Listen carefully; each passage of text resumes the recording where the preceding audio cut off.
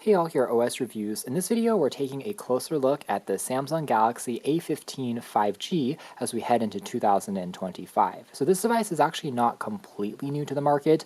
It was actually released about this time last year. However, one of the reasons why I was curious enough to pick one up is because the price. At the official MRSP of $200 unlocked, it was already considered as a good value budget smartphone, but the prepaid world is where things get really crazy. During the holiday shopping season, one of the offers available from Straight Talk here in the US was you can get one of these phones for free bundled with one of their prepaid plans called Silver Unlimited, which cost $45. Again, keep in mind that this is a prepaid carrier. There is no contract involved. You only pay for the months that you're wanting to use it. So it's basically $45 for a month of unlimited data as well as talk and text plus the phone bundled in, making it effectively a sub $50 smartphone. And that is inclusive of a 6.5-inch Super AMOLED display, so it's going to offer really vibrant contrast, deep blacks, very inky because of the OLED nature, full 1080p resolution with a fast 90Hz refresh rate, and quite bright at over 800 nits maximum level. So this is actually an excellent screen for a low-cost smartphone. Particularly the resolution there stands out, looking at many of the other rivals from brands like New that we've seen recently, which tend to cap their phones in the sub $100 price range to only giving an HD plus resolution as standard. So this is just going to be a little bit sharper if you are pixel peeping. Not to mention that the cameras here are also not shabby for a budget phone. It sports a 50 megapixel primary lens, quite sharp, can bin itself down to 12 megapixels by default, along with a 5 megapixel ultra wide angle lens to capture more within the frame of the shot, as well as a 2 megapixel macro lens, which is also a depth sensor when you are taking portrait shots or bokeh images. Other notable specs include a 6nm octa-core processor, which is the Dimensity 6100 Plus. It is just a slightly rebranded version of the MediaTek Helio G99, which is extremely popular in budget phones under $200 as of late. But this particular variant, 6100 Plus, just supports 5G. However, the architecture, speed is pretty much par and par the same as the G99, which again is not bad for a device in this price range. You also get impressively fast charging at 25 watts. Now, obviously, there are some flagship devices from brands like Xiaomi that can offer north of 100 watts, but that is on a device that is many times the price of this phone. Again, as low as only $50, it's already far and away better compared to the standard 10 watts or 18 watts that we used to see. And that's considerable because there is a large 5,000 milliamp hour capacity battery inside, so having slightly faster charging is much appreciated. You can go from 0 to 100 in around just an hour and a half. The phone comes in a couple of different color variants, although it seems like on the prepaid networks here in the US, it is mainly this dark blue colorway that is available, but you can find the other options if you're going the unlocked route. The main camera on the front is 13 megapixels. It is using a waterfall notch compared to having a hole punch cutout, which might be the only giveaway that it's not quite a flagship device, but otherwise the screen quality is still excellent, I have to say. We'll take a closer look at that later on in this video. And as far as memory is concerned, you can find it in configurations of 4, 6, or 8 gigabytes, and even the 4 gigabyte of RAM base model comes with a virtual RAM expansion capability as well. So it simulates RAM by borrowing some of the storage space. Not exactly the same thing, but still helps if you are multitasking. You can get a combined total of 8 gigabytes with virtual RAM expansion, even on the base model. That is the one available on the prepaid networks as the lowest cost version. The base 128 gigabytes of built-in storage is also nice to find on a phone that is this inexpensive. The device also comes with impressive support when it comes to OS updates and software patches, up to 4 OS upgrades and 5 years of security updates. That is kind of insane to see on a budget phone like this, meaning it's currently shipping with Android 14 and you should receive up to Android 18. Granted, whether or not the phone will still perform smoothly so many years down the road as apps and OS continue to become more resource heavy is another topic altogether, but at least having this longer term support from Samsung is much appreciated and a rarity on a budget phone. There's even a fingerprint scanner on the side of this device as well. In addition to all the connectivity features, including built-in Bluetooth, NFC for contactless mobile payment, even on the base model, which is just really impressive.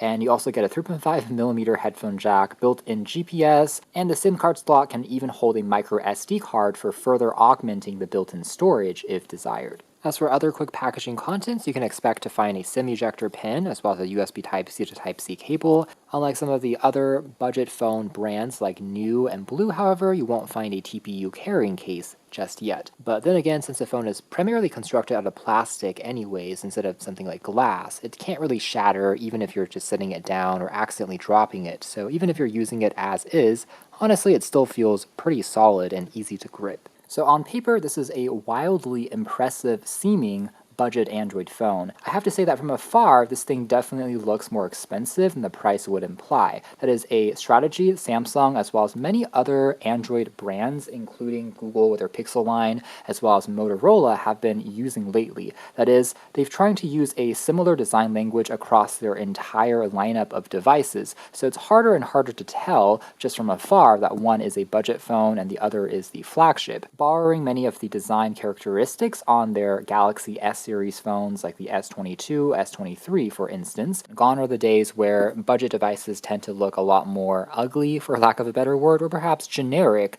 compared to their flagship counterparts. And at 200 grams, the phone also feels relatively comfortable, though at 6.5 inches diagonally, it definitely isn't a small device by any means. It is built completely out of polycarbonate plastic, but also doesn't feel too cheap either. Not really hollow, doesn't really creak or cringe as you're handling it. And we do have flattened edges here on the side. The left-hand one here houses the aforementioned micro SD/SIM card dual slot, the very bottom here housing the 25-watt USB Type-C charging port, alongside the 3.5mm headphone jack, kind of a relic of the past that's always appreciated for added versatility. Now, there are two areas, though, where Samsung definitely cut a few corners to achieve a lower price point. One would be that this thing has only single mono speakers here at the bottom. There is no stereo pair, but that's kind of the norm, I would argue, for a device in this price range. The second one being that the USB Type-C port here is operating under USB 2.0 speeds, so perhaps read and write speeds are going to be a little bit slower compared to 3.0,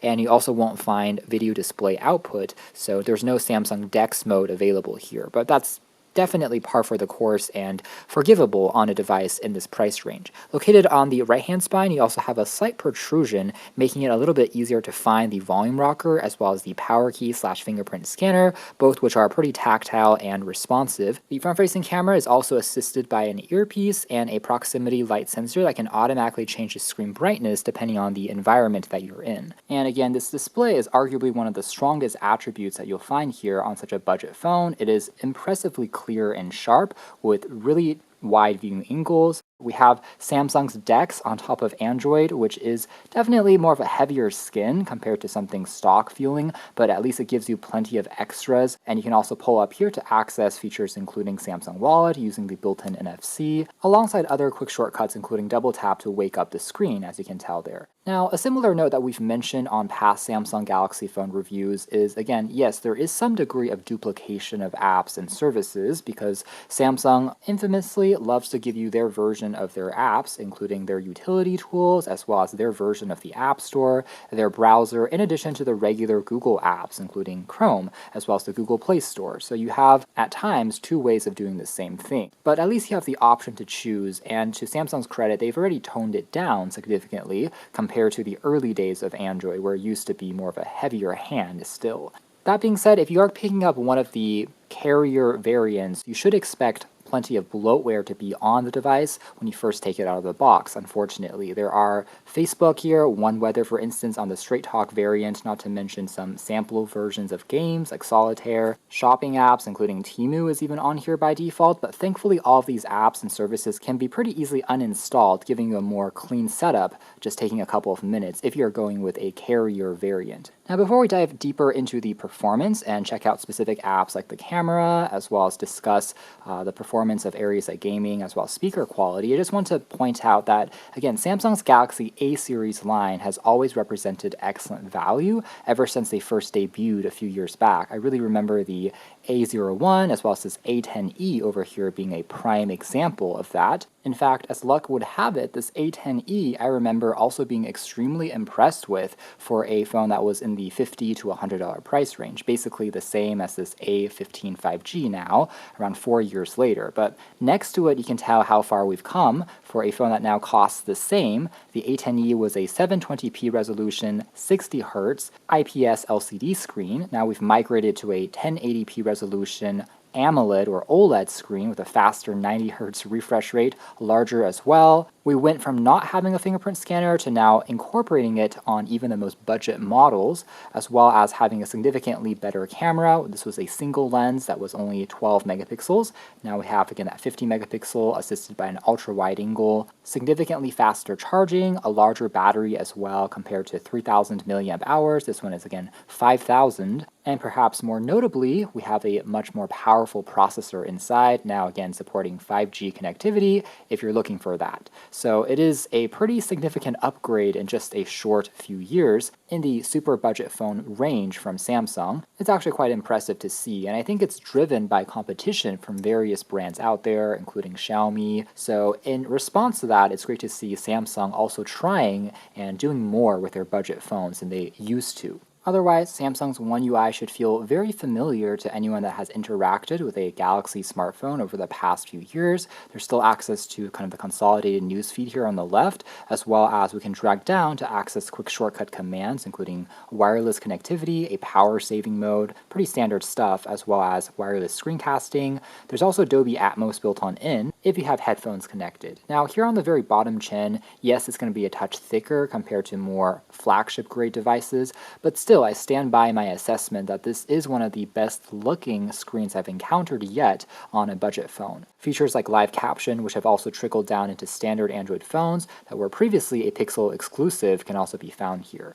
Now, taking a look at more advanced settings, this is a pretty traditional layout compared to other One UI devices from Samsung, but under display, you also have the ability to go with a dark versus light theme. Let's choose a light one to see how that will differ, giving us a bit more pop, but also consuming a bit more power since the OLED screen will eat up less juice on a completely black background since no pixels are being emitted. You can also turn on and off the higher refresh rate or scale it down to consume less power, as well as change the color and contrast properties for it to be more vivid compared to more natural, as you can tell there. And under vivid, you can also adjust it to be more cool or warm. As well as for navigation bar, again, by default, it comes with these physical keys down below, which is a kind of throwback to the early days of Android. But if you prefer, you can choose swipe gestures instead. And again, because of the essentially Helio G99 processor inside, I have to say that the phone is handling the basics when it comes to navigating around the UI, really without too many problems, as you can tell here. Now, when the phone first turns on,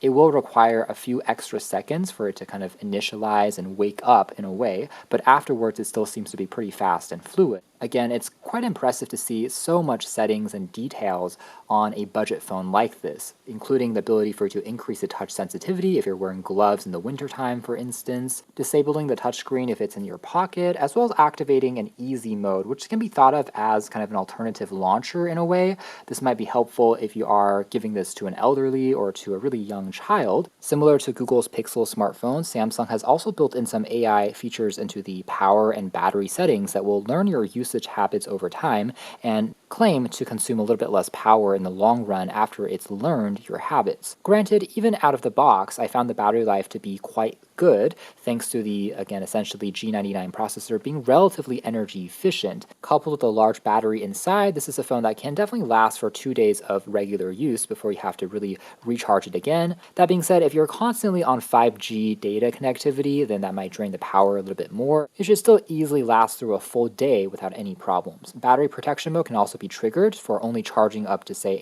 85% to prolong the health in the long term. Samsung also includes many of their Galaxy themes if you want to change the way the phone looks, from the icon packs, background wallpapers can completely change the vibe and feel of the device as a whole. Here's also a quick peek at the options we have available. Like other One UI phones, many of these remain the same across the board. They're all quite vibrant, and other services that will rotate through other images on the lock screen if you want to have a more dynamic wallpaper. Samsung, of course, also has integration with many of their other services as part of their ecosystem. If you have their smartwatches as well as smart home products, they can connect a little bit more seamlessly to their phones as well. And under modes and routines, also allows you to set up and automate various apps and services depending on what you're doing at the moment. For instance, during driving, you can disable certain types of notifications as well as jump into the Android Auto interface versus in a theater versus exercising, relaxing. You can set up these different profiles. Even smaller details like an equalizer can be found in One UI if you want to reshape the way the speaker sounds. You can even access a camera cutout shortcut function. We can select certain apps to hide that from view instead, and since it is an OLED screen, it is actually quite convincing. Samsung's One UI also does allow us to add widgets directly onto the lock screen, granting us the ability to access more information at a click, including weather status information, screen time, so on and so forth, kind of similar to what Apple products allow us to do now as well. Which, speaking of, yes, you can also use face recognition, but it is a single camera here, also used for video conferencing and selfies compared to having a depth sensor, so it's not quite as secure as the fingerprint scanner, or you can also use a password or PIN if you prefer. This is where we can also trigger additional functions, including the side button. So right now you can actually, again, double press here to jump into the camera. Alternatively, we can customize it to jump into any application found on the phone. So it is completely remappable what this command will trigger, which is actually quite helpful. Here's a full list of gestures, by the way, that the phone can recognize, including flipping it around if you have a call that's coming in to mute it or reject the call, as well as some split-screen multitasking controls, including that bar that you can pull up here on the right-hand edge, similar to on other more expensive Galaxy S series phones that might make it a little easier to access some of your commonly used programs. Regardless of where you are in the UI, you're able to jump back and forth between those or find some presets as well that will always jump between these two applications. So software-wise, it is pretty fully stacked compared to even their flagship devices, surprisingly. Maybe some slight moments of hesitation here and there, but it's really not bad all things considered. And maybe only one software setting that isn't found here would be an always-on display mode. So again, even though it's an Super AMOLED display, when the screen here times out, it will be completely dark, and then you can tap to wake it up. But you can't really just only show a simple clock or wake it up partially, which is a feature found on some of the more premium devices. So jumping into some specific apps next, beginning with the camera, it's a pretty simple to use familiar layout. We're able to jump between the primary lens as well as a 2x digital crop. Again, there is no telephoto setup on here, as well as an ultra wide angle lens that captures more within the same frame of shot without stepping as far back. You can also find some increments, including a 4x digital zoom,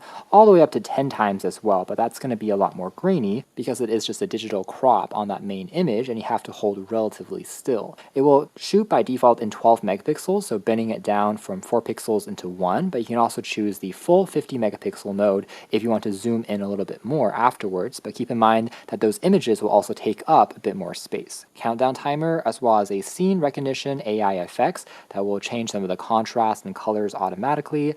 Recognizing objects and QR codes for scanning can also be set up, in addition to EIS for capturing video, although there is no OIS available, and videos are capped at 1080p or Full HD resolution. You don't get 2K or 4K capture on here. For the most part, UI feels pretty fluid. We can also swipe here to access the portrait, aka bokeh effect, to collect some depth information, and we can also change the intensity of the blurring that we want as well. And then under More, you can find some typical options, including the Pro effect that will allow you to adjust properties like ISO, white balance more manually, plus slow-mo. There is a night mode that will take a couple of extra seconds to let in more light. However, you have to hold relatively still during that entire sequence, as well as the aforementioned macro mode, which is perhaps not the most useful in the world because it is quite low at only 2 megapixels, but you can get a little bit closer to objects if you're looking for additional detail. So this serves as a quick example of some of these shots.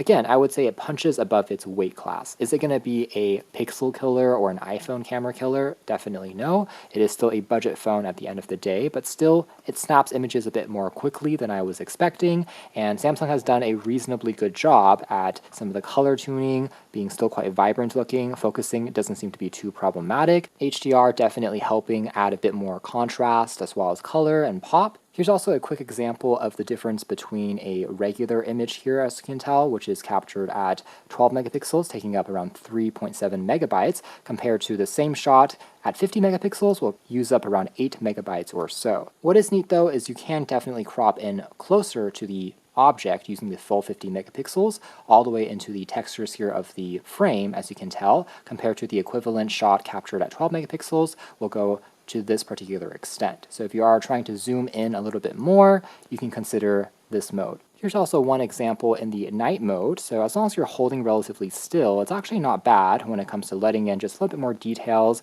and you can still occasionally get some surprisingly good shots punching above its weight class. That being said, the ultra wide angle lens does not have the equivalent night mode available. So as you can tell here, details are going to be a little bit more missing compared to the primary lens if you are shooting in darker environments. But again, for this price range, I would say it's already doing quite well. Now jumping into a quick web browsing test, going into The Verge, you can tell that the overall loading speeds here are still not shabby. You may have to wait just a split second longer for the page to initially snap into focus here, since it is a little bit of a heavier page. In fact, I would say it's already much better compared to budget phones in this same price range just a few years back. Sometimes were a bit more frustrating to use, but thankfully the base, again 4 gigabytes of RAM plus 4 gigs of virtual RAM expansion, is still helping things load along here at a relatively fast speed, and for just, again, casual web browsing, shouldn't pose too big of a problem. In my testing, opening up less than 10 tabs tended to still perform all right, and the device was able to still jump back and forth relatively quickly. If you're trying to go over that limit, though, the device will start to slow down a little bit more, but still is a more than usable enough experience. I guess one argument we can make, though, is Samsung's One UI might be a little bit heavier on some of its resources compared to stock Android, because there are more built-in apps running behind the scenes with Samsung's version of Android, and that perhaps is one reason why really budget phones in the past may have seemed a little bit more choppy. But at least on here, it seems like the baseline performance is still doing quite well. As for handling the basics, because it is still a phone at the end of the day, thankfully reception quality has been pretty strong with both Wi-Fi as well as cellular here in the Seattle region. I was constantly getting around 3 to 4 bars, also helped by the mostly plastic chassis that the phone here is using. So it didn't really drop any calls or anything like that. Microphone also sounded pretty clear when it comes to picking up my voice. So overall, for just making phone calls, again, this is not an area that should struggle too much with on the A15, which, speaking of, for those unfamiliar, there's actually 2 versions of the A15 available. The base model is actually a 4G LTE model. It is using the aforementioned Helio G99 processor versus, again, this 5G version just uses the 5G enabled version of that G99 chip, the Dimensity 6100 Plus. But performance across both 2 variants is otherwise pretty much identical. Same thing goes with the RAM, specs, design are all the same. It just comes down to whether you need 5G or not, but like I said, many of the prepaid carriers, even on their least expensive versions, are already using the A15 5G, so it's kind of a why not situation. Also jumping into a quick demo of video playback and what the built-in speakers sound like next.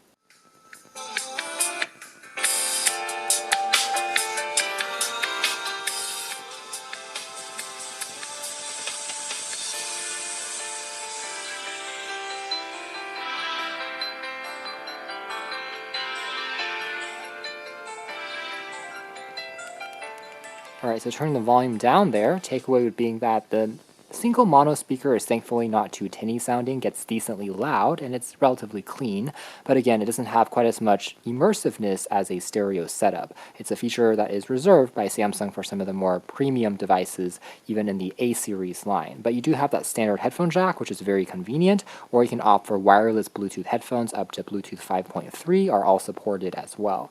Overall, again, this screen definitely punches above its weight, looking extremely vibrant and well saturated as you are looking at videos on YouTube or Netflix alike.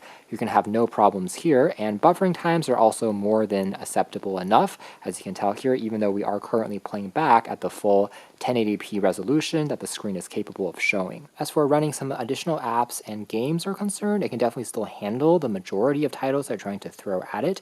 Even slightly more graphically demanding titles like PUBG, Asphalt, Minecraft will still run if you just give it a few extra seconds to load at the very beginning, and you can expect it to have the fastest or smoothest frame rates 24/7. There will be some moments of occasional choppiness, as you can tell there, but overall it still is serviceable, I would say, particularly if you're more of a casual gamer anyways, which I suspect most folks will be when looking at a budget device like this. I would say it's already quite satisfactory. Coupled with the plentiful 128 gigabytes of built-in storage, again, you are able to download pretty much any social media app, game from the store without too many problems for the most part. Again, for casual gaming is probably where this thing shines the most. If you are a competitive gamer, you need to play at the highest graphic settings, then you would obviously be better served with a more flagship grade device as well. But considering the really entry-level price here, I would say it's already pretty impressive at how well this thing is keeping up when it comes to just, again, light titles that you are throwing at it. So there we have it. That's been just a closer look at the Samsung Galaxy A15 5G. This is another phone that I really didn't have on my bingo card until I realized just how inexpensive it was, almost falling into the impulsive buy territory. These days, it's easy to spend more on a single grocery trip or at a restaurant than a phone like this. And like we mentioned, there are many really surprising attributes here, including the screen is arguably the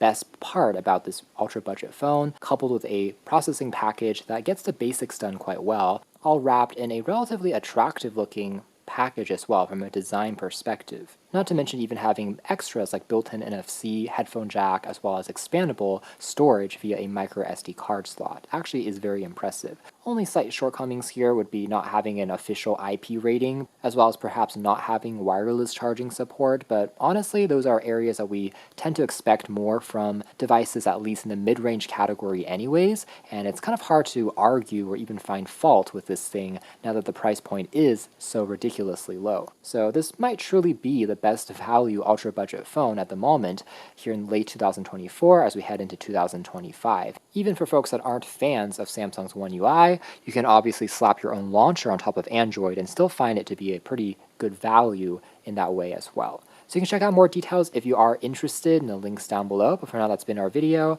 Thanks for watching here at OS Reviews. That's been the pretty impressive ultra budget smartphone, proving that you really don't have to spend an arm or a leg anymore to get a more than usable enough experience if you are more of a casual phone user anyways, or as a backup device. That has been the Samsung Galaxy A15 5G.